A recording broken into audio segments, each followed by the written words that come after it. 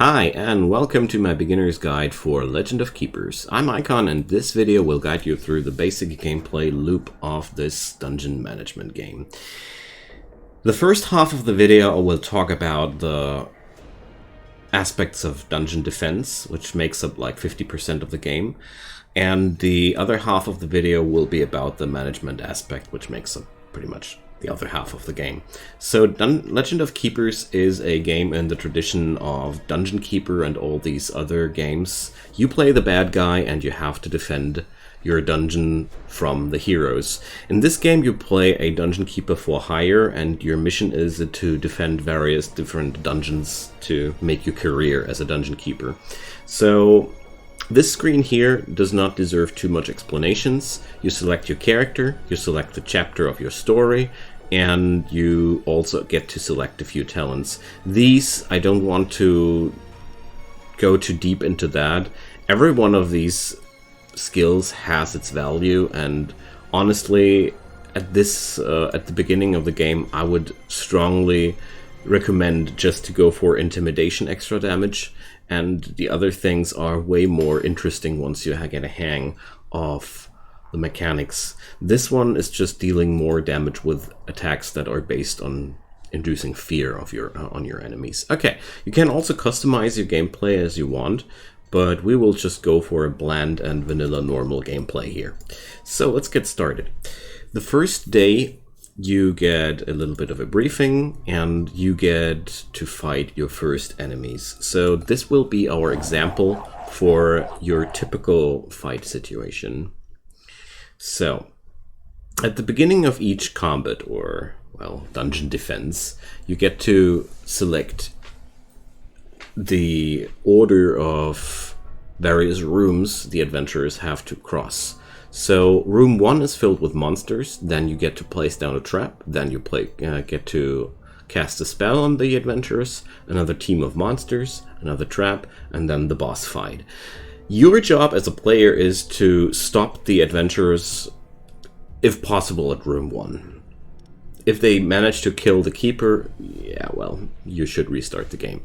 So every monster you have has a set of skills and resistances, and of course other base stats. But really important to keep track of is how the skills work. So for our friend the Goblin has an attack which goes for the back slot of the enemy formation, dealing physical damage, and a front attack dealing nature damage. Himself, he's vulnerable against ice and air. So I point this out this much because every enemy, you can lock him also up and see what kind of damage they deal to which slot. So what I immediately notice is I don't want to put this guy on to a slot where he could be attacked by ice or air damage. So let's check it out. This woman has, well, she always deals ice damage. Here, front slot ice damage. So putting your goblin into this slot would be a real big problem because the monk guy would just mash him down. Instead, we're going to put him into this slot and be happy about it. Our friend Brugo here works, well, quite similar. Every monster works, or every unit in this game works like that. You have a set of skills and you have a set of resistances, and the base stats there are HP with a marked with a heart. The beer mug is the morale. This marks how many times the creature can die before it loses its mind. And we have physical prowess here, and I think the last one was speed, if I'm not mistaken. Yeah, that must be initiative or speed. I don't know how the game is pronouncing it in this game. So we're going to put down Brugo in front of that because he has a very high nature defense, and the enemy here goes for nature attacks onto the front slot, and there goes our friend Mandible, dealing nature damage onto back and area slots. So overall, we now see Brugo doesn't seem to be able to deal too much damage to the front slot, but he's able to withstand this guy. And our friend here is able to bring in physical damage into the enemy's back slot, where the apprentice is vulnerable, and so on. So you can really spend a lot of time tinkering around the positioning and the possible outcome of a fight before the fight even begins. I wanted to demonstrate that one time in detail so you get a hang of how things are supposed to work, because this is where you will spend a lot of time adjusting how things work the best way to avoid getting mashed down by the enemies and improve your chances of destroying them thoroughly. So we get now to place a trap. You get to place one trap per room. So we can here decide to go for a morale attack, and my monsters in the next room will receive a buff. We can go for more morale damage, or we can go for bleeding damage. I want to talk about morale damage at this point because it's a mechanic that is worth mentioning. Morale damage does two things. I'm just going to place down the monsters here in a unspectacular way. Your enemies have an HP bar and a morale bar. If they lose all their morale, they will flee from combat. But not only that, the lower their morale gets, the more damage they will take. So you can soften up enemies by just blowing a lot of morale damage into them and focusing then afterwards the takedown. Or you just try to shoo them away just with fear. It's your choice, but it's really worth mentioning that morale damage in this game not only is an alternative way of killing enemies, but also a way of softening them up for your physical damage dealers. Okay, so let's get started. Our friend the Goblin should attack the back slot. I really feel like that's a good thing to go. You get to select your skills here. Goblin trick, boom. Here on this side you get to see where enemies get to act, and here you can configure the game's speed, because I really felt like the base speed is a little bit too slow. I went for the double speed, but choose that to your own liking. So our friend Brugo is being already really massively meshed up, so we're going to use the Scream here, because his physical attack won't be doing too much damage anyways. And another word worth mentioning about morale damage. Morale damage does not get reduced by any resistances. Morale damage will always be dealt in full amount, so it's worth to use it if you can and your creature's damage is just not viable against your enemies. So our squad here got taken down and the hero squad is still alive.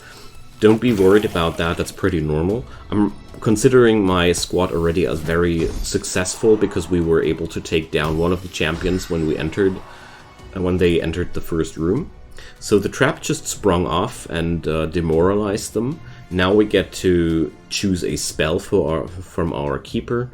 I'll choose to go for intimidation and go for even more morale damage, just to demonstrate you that effect here. So now they are at the point where they take 35% more damage from every source. So we could have just went for direct damage, but instead I softened up these enemies and now it's really easy to take them down.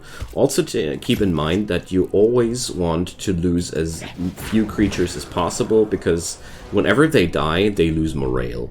And once a creature has no more morale, it has to chill out and not be fighting in the dungeon for a while.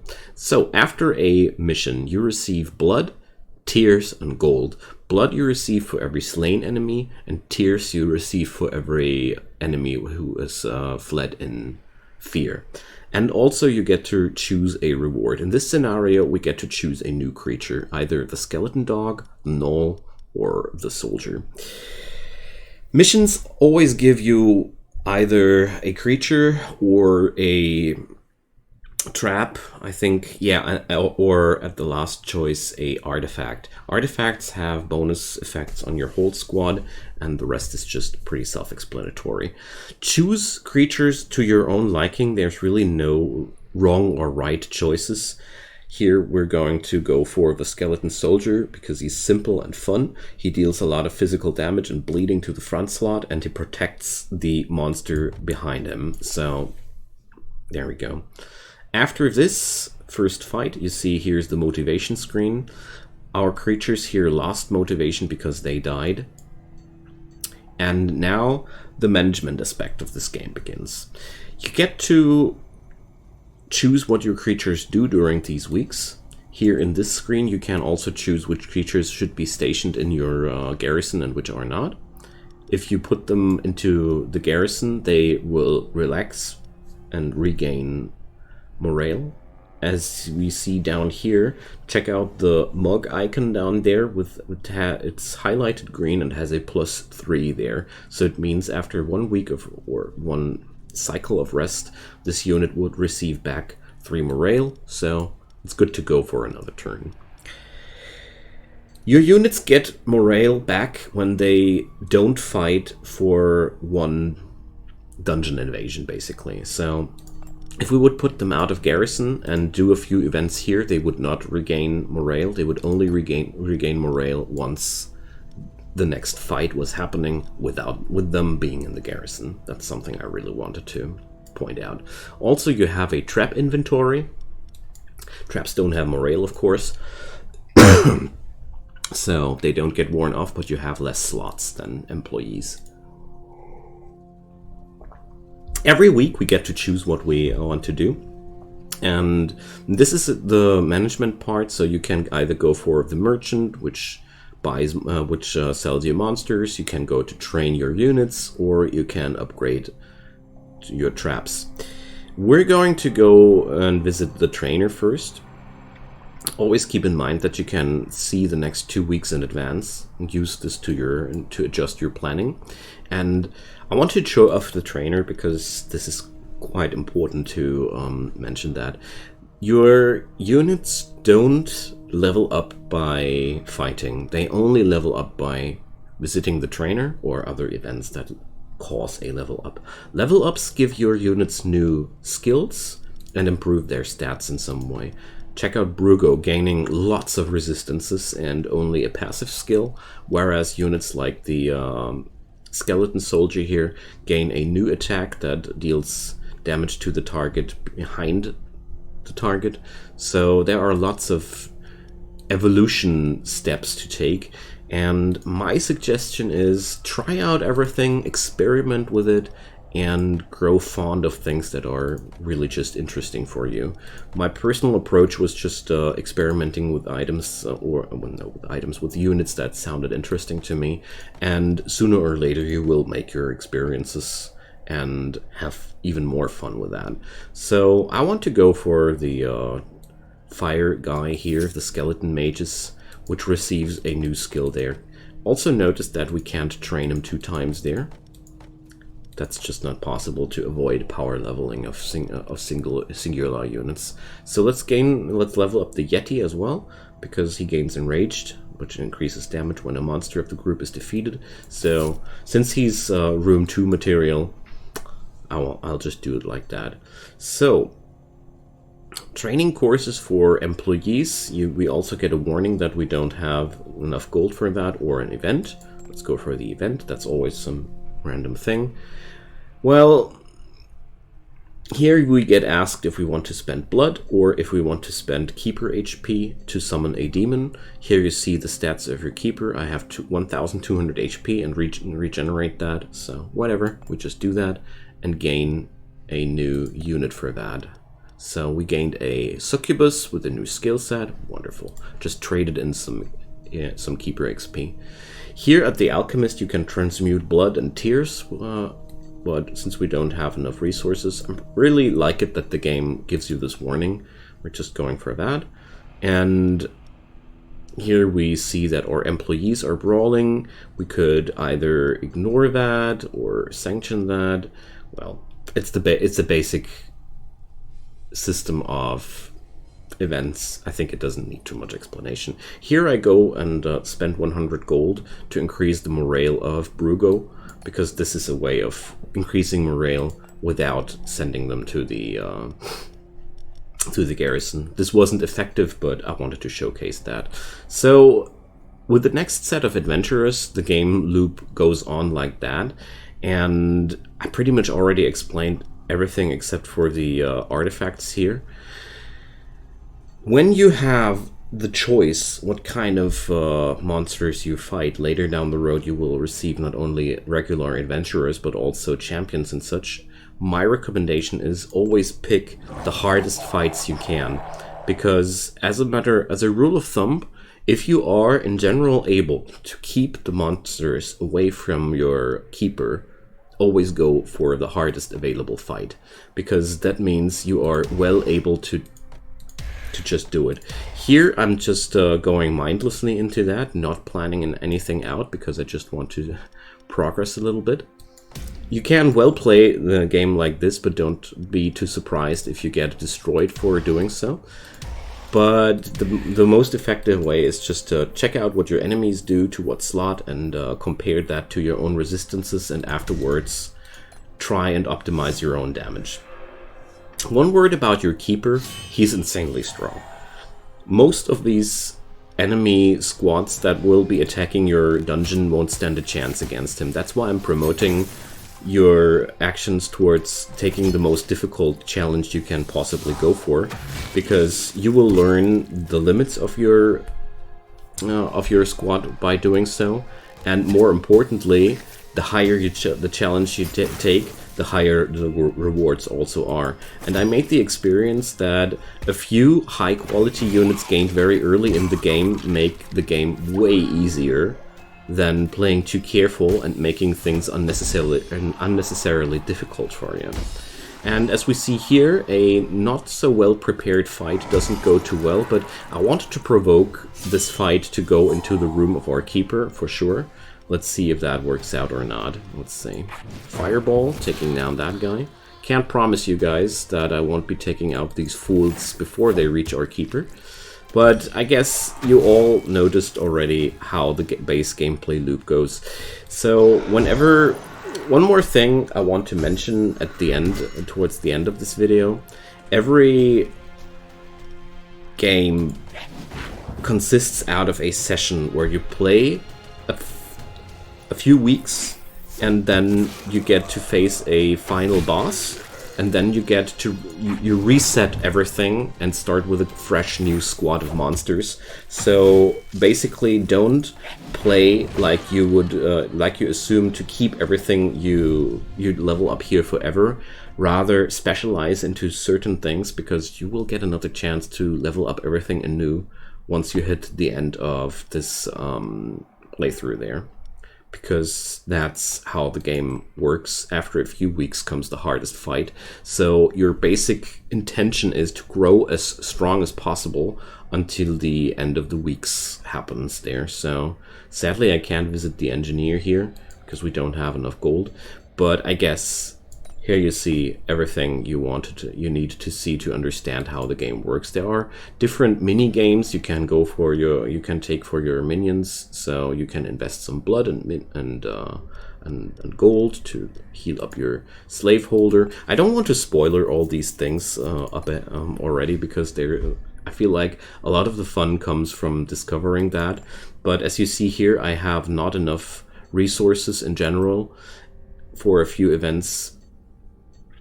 It's always worth keeping a few of your resources just in case for some event. But don't save up for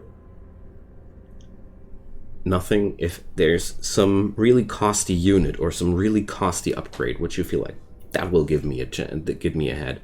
Do it.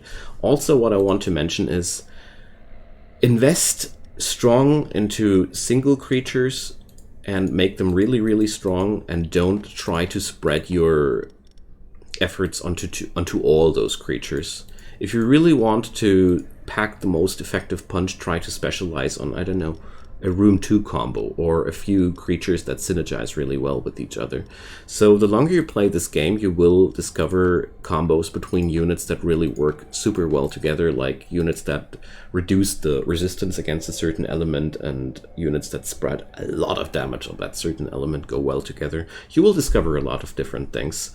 So here I just want to showcase a difference between a veteran and adventurer fight. So the difficulty is higher, but you get way more rewards for that.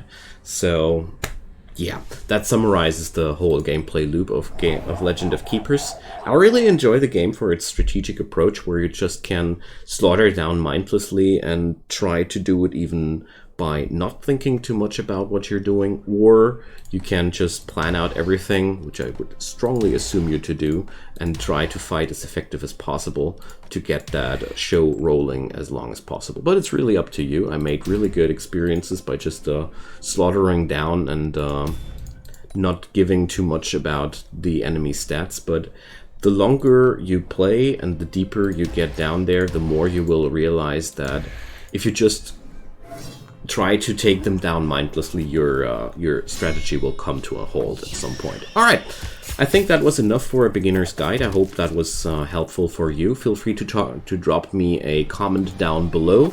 If there are any questions open, ask away. I'd really love to answer them. And if there's anything which you felt like, man, you forgot that, this is really important, just leave it in the comments down below, because this game is quite complex, despite its easy looks. So I'd be more than happy if you guys had something to add for everybody to enjoy. And also, leave a thumbs up on that video if you found that helpful. It will help other people to find that video. And, of course, if you like my channel or my work in general, leave a subscription, turn on those notifications, and you won't miss any future things. Thanks for your attention. I hope you enjoy the game, and have a wonderful day. See you soon, friends, and stay evil. Bye-bye.